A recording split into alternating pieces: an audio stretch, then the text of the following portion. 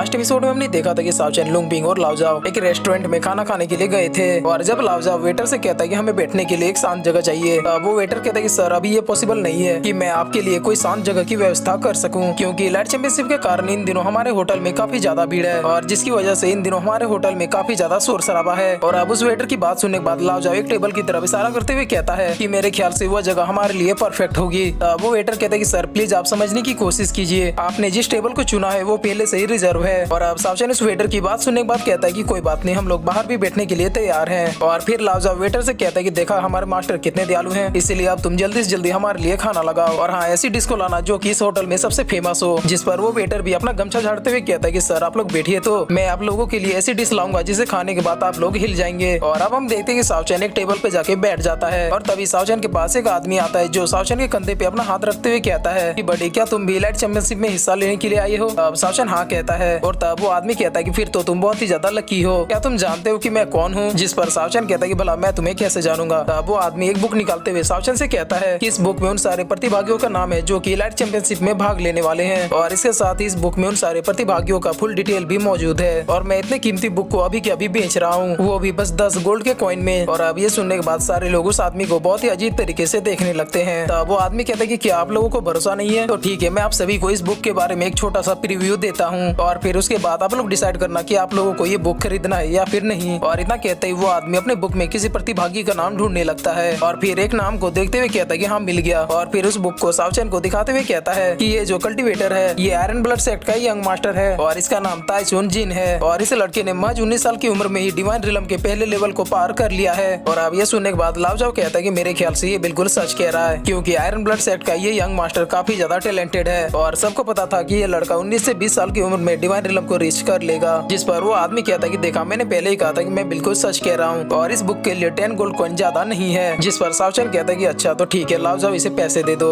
और अब पैसे मिलते ही वो आदमी कहता है कि सर आपका बुक ही रहा और मेरे ख्याल से मुझे अब भागना चाहिए। और अब लाओजाओ दूसरे प्रतिभागियों के डिटेल को देखने के लिए जैसे उस बुक को खोलता है तो एक प्रतिभागी का डिटेल देख के वो खांसने लगता है। और अब ये देखकर लुंगपिंग कहता है कि क्या हुआ, क्या कोई गड़बड़ है? और अब लुंगपिंग भी जैसे उस बुक को देखता है तो फिर उसकी भी खांसी निकल जाती है। और अब इन दोनों की हरकतें देखने के बाद सावचेन कहता है कि आखिरकार तुम दोनों ये कर क्या रहे हो? और ये कहकर सावचेन उस बुक को छीन लेता है और फिर उस प्रतिभागी को सावचेन भी देखने लगता है। और अब उस प्रतिभागी का डिटेल देखने के बाद सावचेन का रिएक्शन भी देखने लायक था, क्योंकि तब से जो सारे लोग उस प्रतिभागी को देख रहे थे वो खुद सावचेन था, जिसमें ये लिखा हुआ था कि सावचेन ब्लू क्लाउड सेक्ट का डिसाइपल है और इसकी पावर बस थ्योरजी रिलम के पहले लेवल पे है और इसके पास कोई भी खास स्किल नहीं है। और इस बुक में सावचेन का रैंक 1950 था। और अब ये देखने के बाद लाओजाओ भी सोचने लगता है कि आखिरकार ये बुक कब से अपडेट नहीं हुई है, क्योंकि मास्टर के बारे में यहाँ पे जो इन्फॉर्मेशन लिखी हुई है इतने ज्यादा कमजोर तो मास्टर आज से 10 साल पहले भी नहीं होंगे। और अब लुंगपिंग भी सोचने लगता है कि भला मास्टर एक थ्योरजी लेवल के कल्टीवेटर कैसे हो सकते हैं? भला जो एक गॉड से भी बिना कुछ सोचे समझे भिड़ सकता है वो एक थ्योरजी लेवल का कल्टीवेटर तो हो ही नहीं सकता। और फिर लुंगपिंग कहता है कि मेरे ख्याल से जिसने भी ये बुक लिखा है उसने इस बुक को लिखने से पहले अनारदाना जरूर चाटा होगा। और अब सावचेन उस बुक को लाओजाओ को देते हुए कहता है कि ठीक है इस बुक को तुम रखो और जब हमें बाद में इसकी जरूरत होगी तो फिर इसे देख लेंगे। जिस पर लाओजाओ भी ओके मास्टर कहता है। और अब थोड़ी देर के बाद उन्होंने जो खाना ऑर्डर किया था वो भी आ जाता है और अब सीन चेंज होता है और हम चिमी और ब्लैकी को देखते हैं, जहाँ पर चिमी भी बहुत ही ज्यादा एंजॉय कर रही थी और ब्लैकी को भी वो बहुत ही अच्छे से यूज कर रही थी। और इसी तरह एंजॉय करते हुए ब्लैकी और चिमी पूरे शहर में घूम रहे थे। और अब सीन चेंज होता है और हम देखते हैं कि सावचेन और बाकी के लोग भी खाने को बहुत ही ज्यादा एंजॉय कर रहे थे। और फिर उस होटल का ओनर उन लोगों से पूछता है कि क्या आप लोगों को खाना पसंद आया? जिस पर लाओजाओ कहते हैं कि हाँ खाना तो वाकई में अच्छा था। जिस पर वो होटल का ओनर कहता है कि आप लोग यहाँ पे लंच करने आए इसलिए आप सभी का बहुत बहुत धन्यवाद। और फिर वो होटल का ओनर लाइट चैंपियनशिप के बारे में सारे लोगों को बताने लगता है। और अब सावचेन कहता है कि इस होटल में बहुत ही ज्यादा नॉइज आ रहा है इसलिए अब हमें इस रेस्टोरेंट से निकलना चाहिए। जिस पर दोनों ओल्ड मैन भी यस मास्टर कहते हैं। और अब हम देखते हैं कि वो लोग वापस सिटी में घूमने लगते हैं। और अब सावचेन कहता है कि क्यों ना हम आसपास थोड़ी खरीदारी कर ले और तब तक शायद चिमी और ब्लैकी भी वापस आ जाएंगे। जिस पर लाओजाओ कहते हैं कि मास्टर आप शॉपिंग कीजिए और मैं और लुंगपिंग जाके हमारे रहने के लिए एक अच्छे से होटल को दिखाते हैं। जिस पर सावचेन कहते हैं कि हाँ ये बढ़िया आइडिया है, ठीक है तुम लोग जाओ। और अब सावचेन अकेले सारे सिटी में घूम रहा था और फिर वो घूमते हुए एक दुकान के बाहर आके रुक जाता है और उस शॉप के अंदर मौजूद उस वेपन को देखने के बाद सावचेन कहता है कि अच्छा तो ये लोग सच में अर्थ लेवल के वेपन्स बेच रहे हैं। और अब सावचेन उस शॉप के अंदर एंटर कर जाता है, जिस पर उस शॉप की एक लेडी सावचेन का वेलकम करती है। और अब सावचेन सीधी बात नो बकवास करते हुए कहता है कि आखिरकार तुम्हारी बॉस कौन है? जिस पर उस शॉप के ओनर सावचेन से कहती है कि यंग मैन मेरे ख्याल से तुम किसी खास चीज की तलाश में हो। जिस पर सावचेन कहता है कि क्या तुम्हारे शॉप में अर्थ लेवल के वेपन्स मिल सकते हैं? तब वो लेडी कहती है कि हमारे शॉप में जो है यही है। और फिर वो कहते हैं कि भला हम इस छोटे से सिटी में अर्थ लेवल के वेपन्स क्यों बेचेंगे? और अब सावचेन उस लेडी की ओर देखते हुए कहता है कि इस लेडी को तो झूठ भी नहीं बोलना आता।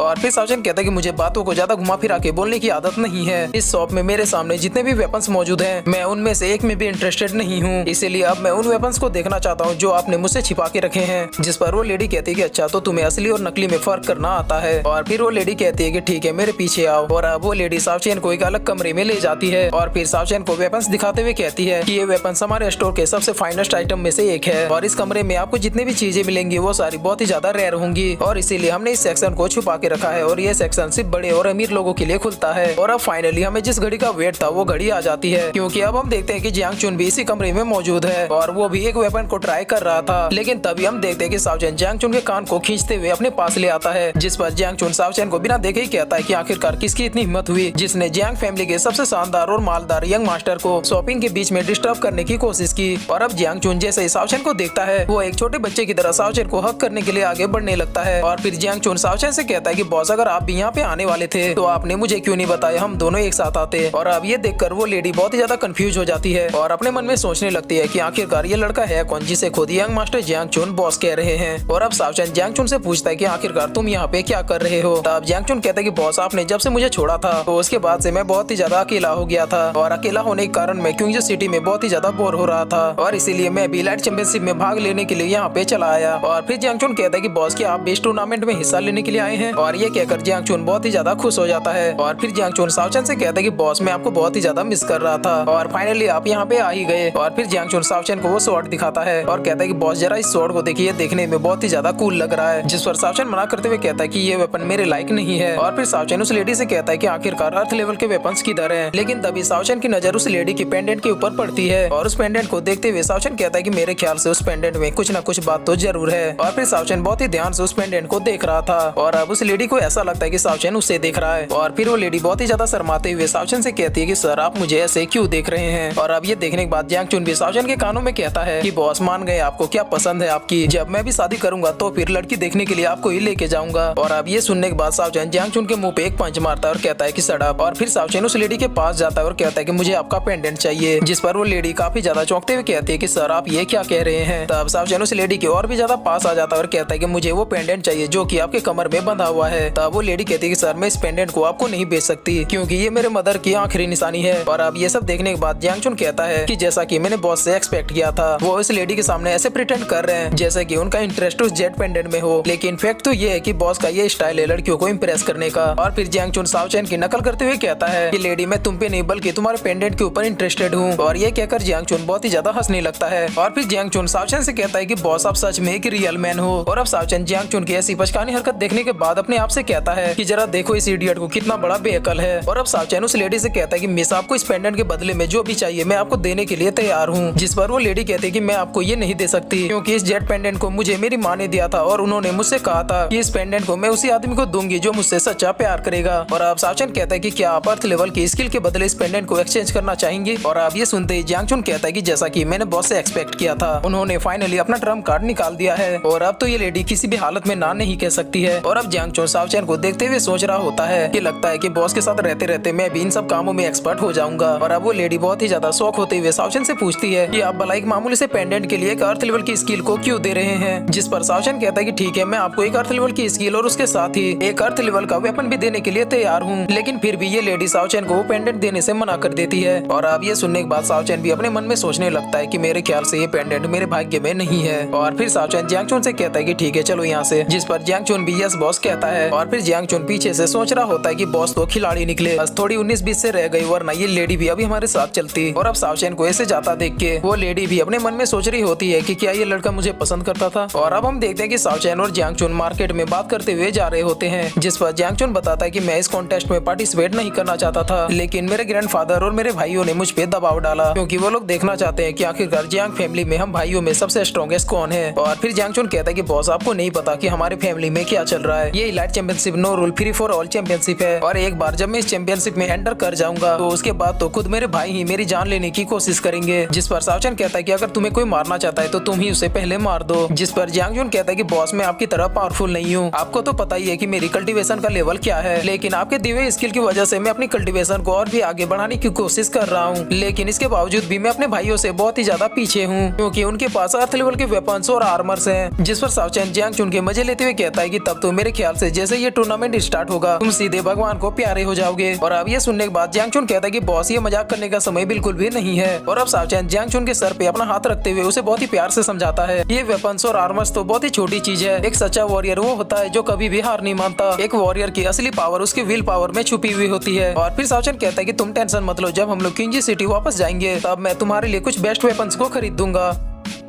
और फिर इसी के साथ ये एपिसोड यहीं पे खत्म होता है।